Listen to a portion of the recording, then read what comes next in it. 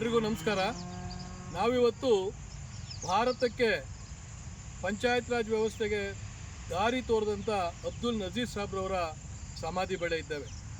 ನಜೀರ್ ಸಾಬ್ರು ಜನರ ಕೈಗೆ ಅಧಿಕಾರ ಕೊಡಬೇಕು, ಜನಾಧಿಕಾರವನ್ನು ಈ ನೆಲದಲ್ಲಿ ಸ್ಥಾಪಿಸಬೇಕು ಅನ್ನುವ ನಿಟ್ಟಿನಲ್ಲಿ ಹೋರಾಟ ಮಾಡಿ ಕರ್ನಾಟಕ ನೆಲದಲ್ಲಿ ಮಂಡಲ ಪಂಚಾಯಿತಿ ಜಿಲ್ಲಾ ಪರಿಷತ್ತಿನ ದೊಡ್ಡ ಪ್ರಯೋಗವನ್ನು ಮಾಡಿ ಭಾರತಕ್ಕೆ ಒಂದು ದಾರಿದೀಪವಾದಂಥವ್ರು.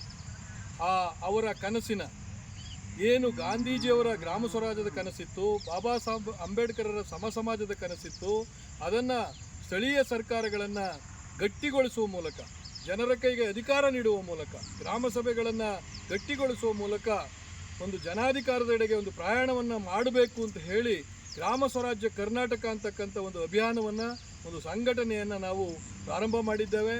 ಇಡೀ ಕರ್ನಾಟಕದ ಯುವತಿಯರಿಗೆ ನಾನು ಒಂದು ಕರೆಯನ್ನು ಕೊಡಲಿಕ್ಕೆ ಬಯಸ್ತೇನೆ.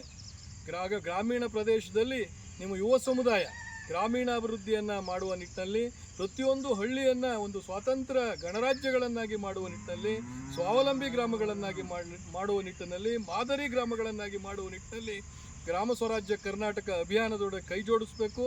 ಈ ಸಂಘಟನೆ ಮೂಲಕ ನಾವು ನೀವು ಸೇರಿ ಜನರ ಕೈಗೆ ಅಧಿಕಾರವನ್ನು ಕೊಡೋದ್ರ ಮೂಲಕ, ಜನಾಧಿಕಾರದೆಡೆಗೆ ಒಂದು ದೊಡ್ಡ ನಡೆಯನ್ನು ನಡೆಯೋದ್ರ ಮೂಲಕ ಪ್ರಜಾಪ್ರಭುತ್ವದ ಬೇರುಗಳನ್ನು ಗಟ್ಟಿಗೊಳಿಸೋಣ.